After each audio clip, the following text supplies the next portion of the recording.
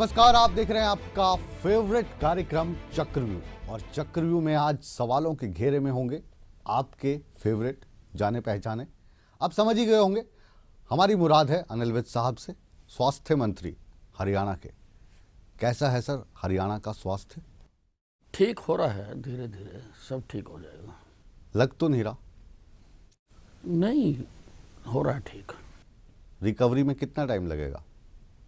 देखिए, सरकार पूरी तरह से लगी हुई है कि जो घाव हुए हैं, जो जख्म हुए हैं, जो भाईचारे में दीवार बनी है,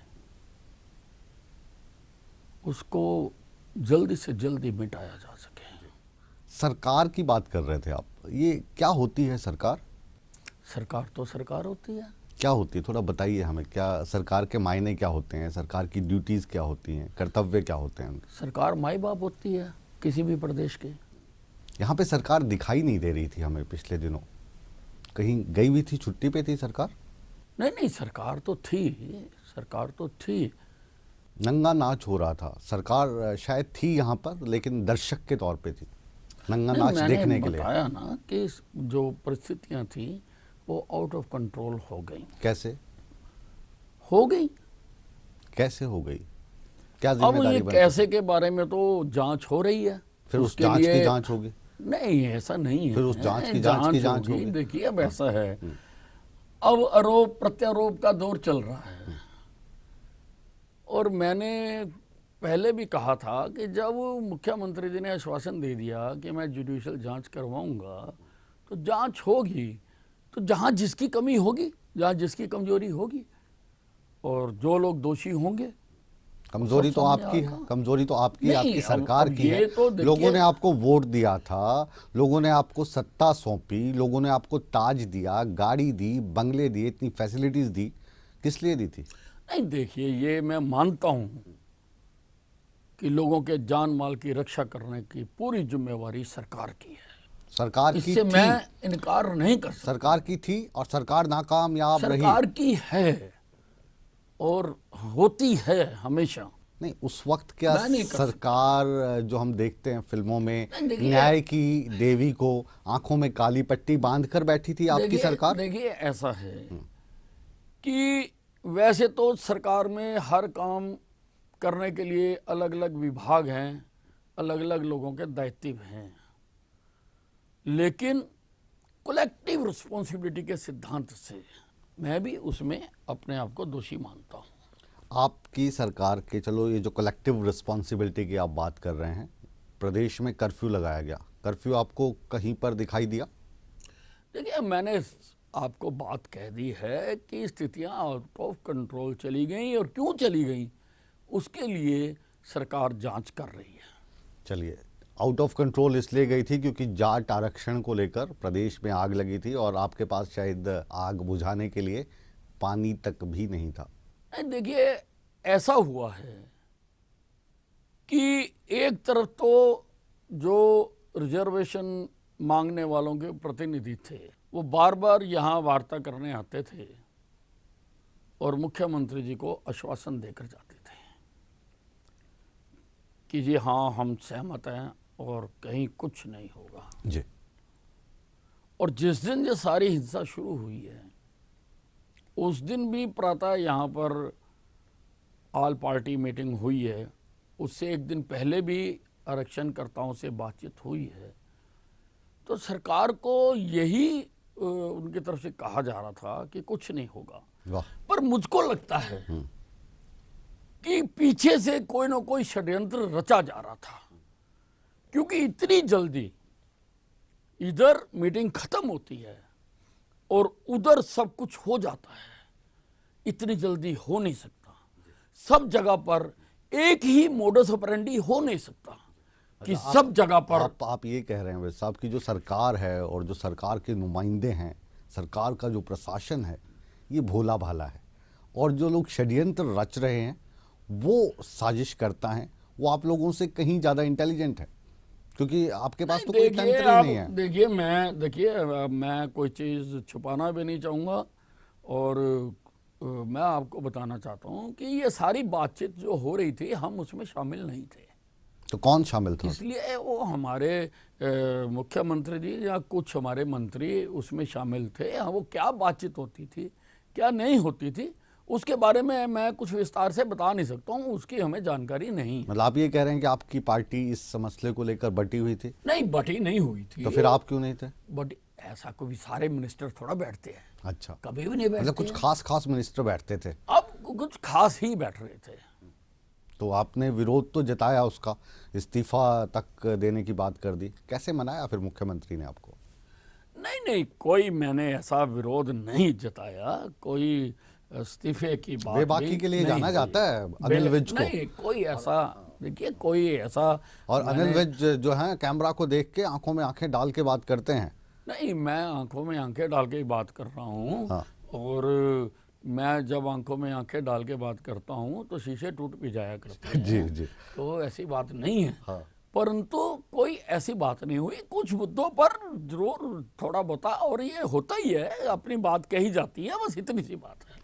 अपनी बात आपने कही, और क्योंकि आप प्रदेश के वरिष्ठतम राजनीतिज्ञों में से एक हैं, मैं जो नहीं, भारतीय मैं वरिष्ठतम नहीं हूँ। जो राजनीति में लोग हैं, हमारी सरकार की हायरार्की में हाँ। मेरा छठा या सातवां स्थान आता है। वो हो सकता है कि हाँ, तो मैं वरिष्ठ नहीं, हम वरिष्ठतम नहीं हूँ। हाँ, मतलब हम वरिष्ठ आप कह सकते हैं, तम नहीं कह सकते। हाँ, पॉलिटिकल करियर के हिसाब से कितनी बार आप चुनाव जीते हैं? नहीं, अब देखो राजनीति में इसकी कोई वैल्यू नहीं होती है। मैं वैसे 5 बार जीता हूँ। किस्मत को मानते हैं आप? किस्मत का खेल? नहीं, मैं किस्मत वगैरह में कोई विश्वास नहीं करता। बजट की बात हम करते हैं, बजट से संतुष्ट हैं आप? देखिए, अगर मैं अपने विभाग की बात करूं तो पहली बार स्वास्थ्य विभाग का बजट बढ़ाया गया है 37%। सदन में तो आप कह रहे थे आप और उम्मीद करते थे। नहीं, मैं बिल्कुल इससे डबल की उम्मीद करता था। आधा मिला। हमारा दुर्भाग्य है कि हमारे हरियाणा प्रदेश में पूर्ववर्ती सरकारों का स्वास्थ्य प्रायोरिटी सेक्टर कभी नहीं रहा। स्वास्थ्य विभाग पर सारे बजट का कुल 2% खर्च किया जाता था। जो नेशनल डाटा है, जीडीपी का 1.45% राष्ट्रीय स्तर पर खर्च किया जाता है, नेशनल डाटा। और लंबे समय से जो शिशु मृत्यु दर है हरियाणा की, वो राष्ट्रीय शिशु मृत्यु दर से भी ज्यादा थी। राष्ट्रीय शिशु दर है, मृत्यु दर है 40, हरियाणा की थी 41। ये जो अब लेटेस्ट आंकड़ा आया है उसमें वो 41 से घटकर 33 पर आई है। उस नाते मैंने सरकार से ये कहा था, दुहाई लगाई थी कि कम से कम हमें राष्ट्रीय स्तर पर तो ले आओ, यानी कि अब जो हमें मिलता है उससे हमारा डबल करो। हमारी योजनाएं हैं, हमने रोड मैप बनाया है, हम हरियाणा का सारा स्वास्थ्य क्षेत्र को सुधारना चाहते हैं, लेकिन फिर भी फाइनेंशियल कंस्ट्रेंट्स हैं, वो डबल नहीं कर सके। लेकिन 37% बढ़ाया है, हम अपना काम करेंगे और बढ़िया काम करके दिखाएंगे। और उम्मीद है कि ये जो 2% पे पिछले 20 सालों से अटका हुआ था, हम स्वास्थ्य का बजट धीरे धीरे हमारा बढ़ेगा। ये जो बात बता रहे हैं इसमें आपका चेहरा खिला हुआ नज़र आ रहा है, लेकिन सवाल हमारे पास और भी अभी बाकी हैं, और अनिल विज साहब जाने जाते हैं बेबाकी के लिए। तो देखना होगा कि जो अब कड़वे सवाल इस ब्रेक के बाद आएंगे, क्या इसी तरीके से मुस्कुराते रहेंगे अनिल विज? कहीं मत जाइए, बने रहिए हमारे साथ, क्योंकि आप देख रहे हैं आपका फेवरेट नंबर 1 शो चक्रव्यूह।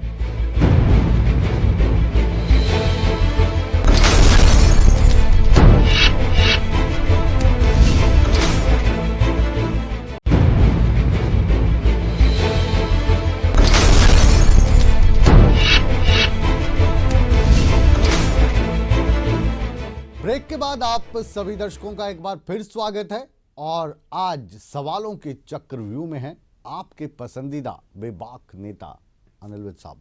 स्वागत है आपका। आपकी सरकार अपनी पीठ थपथपा रही है कि हमने जो वादा किया था वो वादा निभा दिया, जाट आरक्षण की हामी भरी थी, जाटों को आरक्षण दे दिया। ईमानदार सवाल, ईमानदार जवाब चाहूंगा, क्या हश्र होगा इस आरक्षण का कानूनी लिहाज से?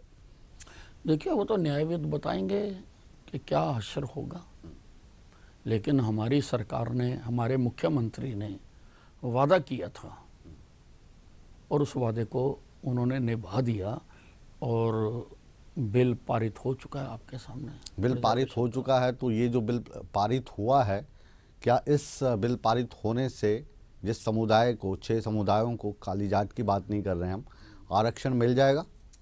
देखिए, मैं, अब आपने स्पष्ट कहा है तो मैं आपको स्पष्ट बताऊंगा कि ये तो मांगने वालों पर भी निर्भर करता है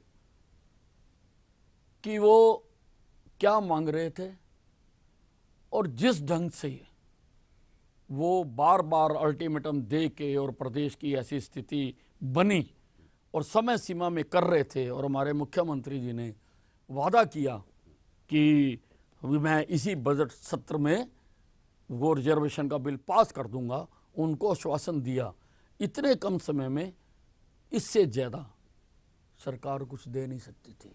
नहीं तो हाँ, इसका बेहतर तरीका था।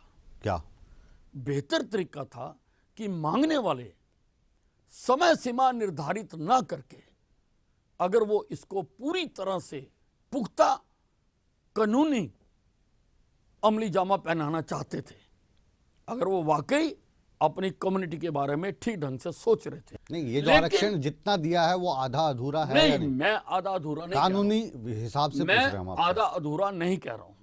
आप कह नहीं रहे या कह नहीं सकते? नहीं, मैं इसलिए कह रहा हूं हाँ, कि भूपिंदर सिंह हुड्डा साहब का एक बयान आया। उन्होंने कहा कि ये जो बिल है ये मेरे बिल की कार्बन कॉपी है जी। यानी मतलब जिस तरीके उन्होंने से इशारों से हाँ, ये कह दिया ये समझाने की कोशिश की कि जैसे उनका या भड़काने की कोशिश की अच्छा कि ये वैसे ही बिल है और जो हश्र मेरे बिल का हुआ था वही इसका होगा। मतलब इस पॉइंट पे हुड्डा को सपोर्ट कर रहे हैं आप? नहीं, मैं सपोर्ट नहीं कर रहा हूं। हाँ। उसके बाद मैं फिर उसको सोचता हूं, क्योंकि हुड्डा साहब ने सारा बनाया और ये सारा किया और वो आज उसको, हमारे बिल को कंडेम कर रहे हैं कि ये तो वैसा ही है। लेकिन हमने इसमें कुछ सेफगार्ड किए हैं। क्या सेफगार्ड किए? हमने सेफगार्ड ये किए हैं कि हुड्डा साहब की एक नोटिफिकेशन थी, आपने हमने उसको कैबिनेट में एक्ट लाए, बनाया, विधानसभा में पास एक्ट करवाया, बनाया, फिर एक्ट उसके बनाया। बाद ये अब लोकसभा में जाएगा, हमने इसको, राज्यसभा में जाएगा, फिर जैसे गुज्जर आंदोलन में जो बिल दिया गया था जो पिछले 1.5 साल से अटका पड़ा है, वैसे ही ये भी अटक के कहीं पे पड़ा रहेगा। नहीं, देखिए वो नहीं है जो हमारे हाथ में था वो हमने किया। टोपी घुमा दी आपने? नहीं, घुमा दी? आप मेरी बात सुनिए, घुमा दी? आप मेरी बात सुनिए, घुमा दी? अरे आप सुनिए तो सही। जी। जो वो मांग रहे थे, जिस तरह से मांग रहे थे और जो हम दे सकते थे, उन दोनों में तालमेल करके लॉलीपॉप? हम नहीं, लॉलीपॉप? No, lollipop? नो, हमने उसको बिल को उसी हिसाब से पारित किया।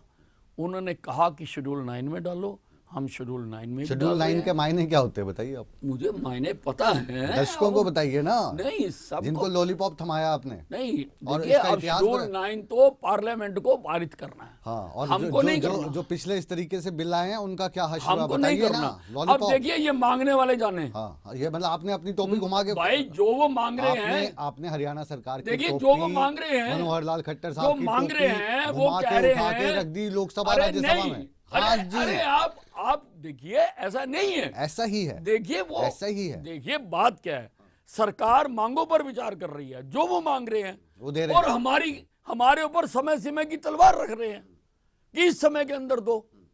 नहीं तो इसका बेहतर हल ये था, जो अगर पिछला कानून, आपकी सरकार, अगर पिछला कानून, आप मुझे कहने दीजिए, आपकी सरकार, आप मुझे कहने आपकी दीजिए, सरकार डरी सहमी सरकार है। डरी हुई नहीं, तो आप मुझको कहने दीजिए। हाँ, जो मैंने सुप्रीम कोर्ट की रूलिंग को पढ़ा है, उस पढ़ने के बाद अगर वो मेरे से बात करते, जहां कोई मेरे से पूछता कि हमें क्या मांगना चाहिए, तो मैं ये कहता कि उनको ये मांगना चाहिए था कि सरकार एक कमीशन बनाए और उससे सर्वे करवाए और उसके बाद जो नतीजा आए हमें रिजर्वेशन दी जाए।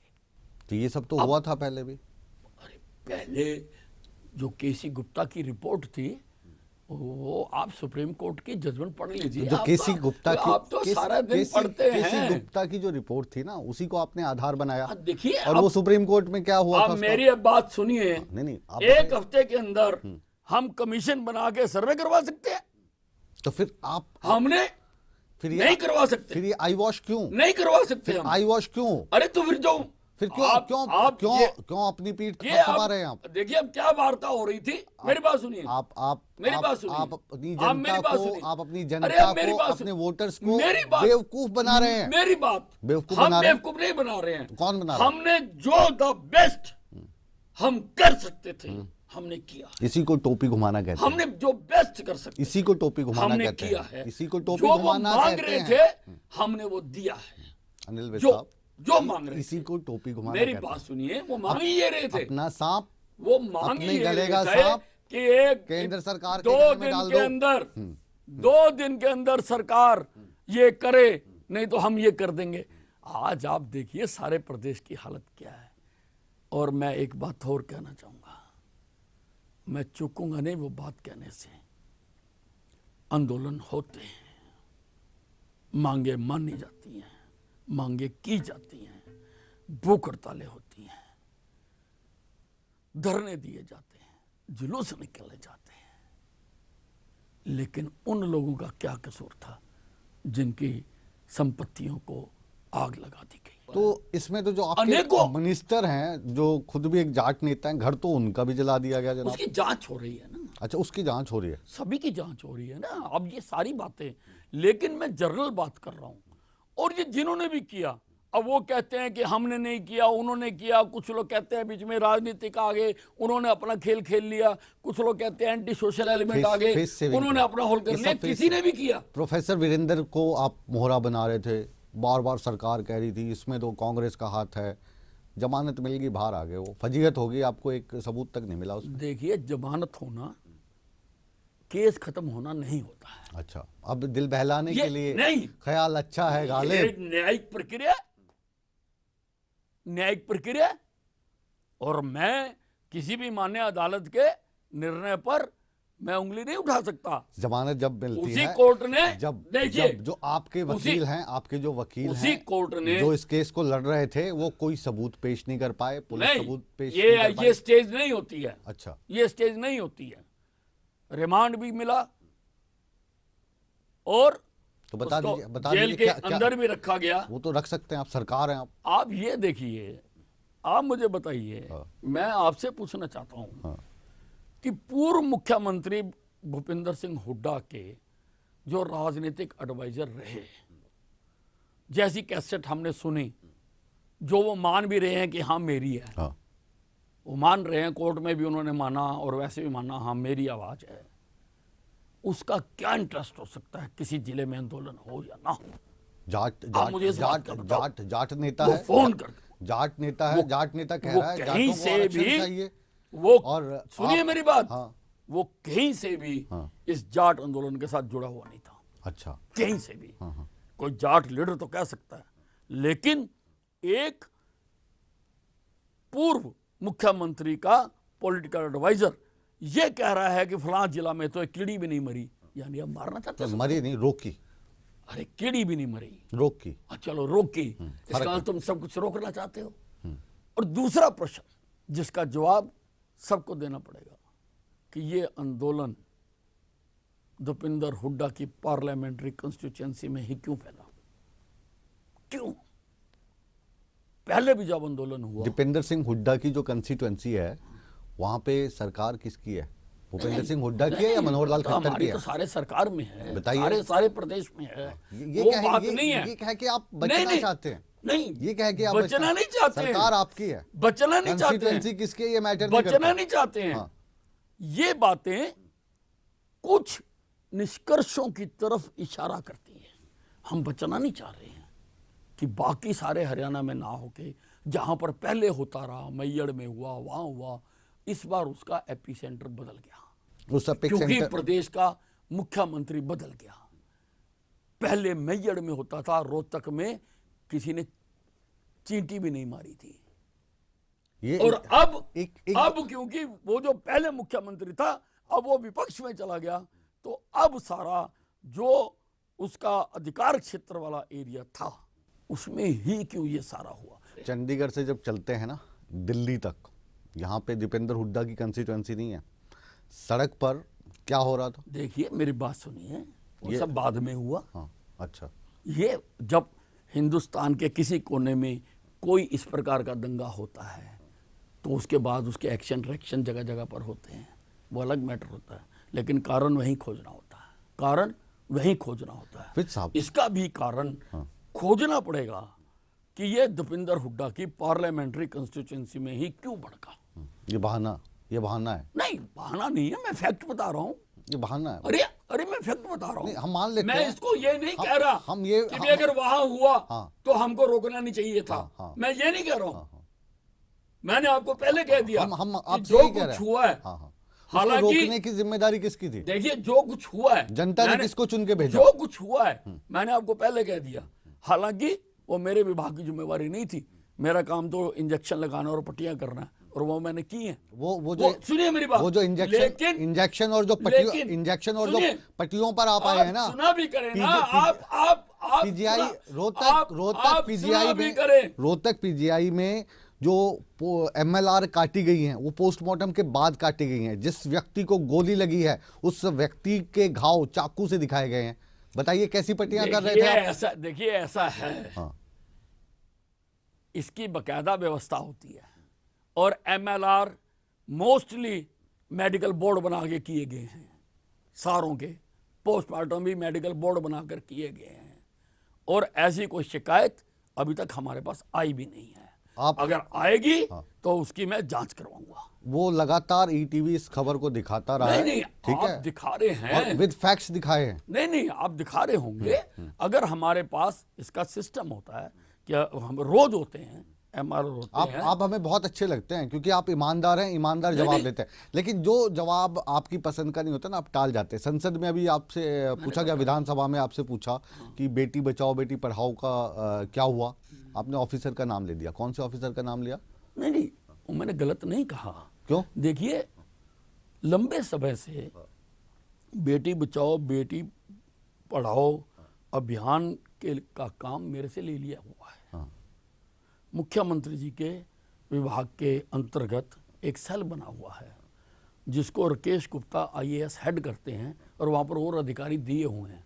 वो कहाँ रेड मारते हैं कहाँ नहीं मारते हैं उसका हमें कुछ पता। मैंने इसीलिए विधानसभा में कहा कि भाई मैं तो डिपार्टमेंट का क्लर्क हूँ, मेरे पास जो डाटा है वो मैं बता रहा हूँ, पर वो आरोप लगा रहे थे कि भाई ये रेड मारने में भ्रष्टाचार होता है, पैसे लिए दिए जाते हैं, और हमारा ही एमएलए कह रहा था। तो मुझको मालूम ही नहीं, क्योंकि सारे ये रेड मारने के काम वो करने के काम राकेश गुप्ता जी करवाते हैं। अच्छा। तो मैंने शपथ खाई हुई है कि मैं विधानसभा में सच बोलूंगा। तो जो सच था मैंने बता दिया, इसमें गलत क्या है? एक शपथ हमारे चक्रव्यूह में भी खा लीजिए। ये जो आखिरी सवाल है इसका जवाब आप ठीक से देंगे। मैं तो कुख्यात हूँ इस मामले में कि जो मेरे यहाँ आ जाती है वो फिर लब पे आ ही जाती है। ये जो कार्यप्रणाली आपकी सरकार की रही इस पूरे के पूरे आरक्षण अभियान और आंदोलन के दौरान, क्या अनिल विज का दिल कुछ कहता है? बस आखिरी सवाल था, आखिरी जवाब। कहता है। क्या कहता है? जो हमको करना चाहिए था वो हम पूरी तरह से कर नहीं पाए। मैं इसको छुपा नहीं सकता, नहीं छुपा सकता। अनिल विज साहब ईमानदार, बेबाक, और यही जो चीज़ है ये इनको हमारे और आपके दिल के करीब लाती है। बहरहाल आज का ये जो चक्रव्यूह था, इसके सवालों के घेरे में अनिल विज साहब कहाँ तक अंदर गए, कितने सवालों के जवाब ईमानदारी से दिए और कितने टाल गए, इसका फैसला हमेशा की तरह आप ही करेंगे, क्योंकि आप ही लोग हैं जो हमारे नेताओं को सत्तासीन करते हैं और हमारी सुरक्षा की जिम्मेदारी सौंपते हैं। बहरहाल आज के इस चक्रव्यूह में इतना ही। एक नई शख्सियत के साथ अगले सप्ताह फिर हम हाजिर होंगे, लेकिन आप कहीं मत जाइए, बने रहिए ईटीवी हरियाणा हिमाचल प्रदेश के साथ, क्योंकि खबरों का सिलसिला बदस्तूर जारी है।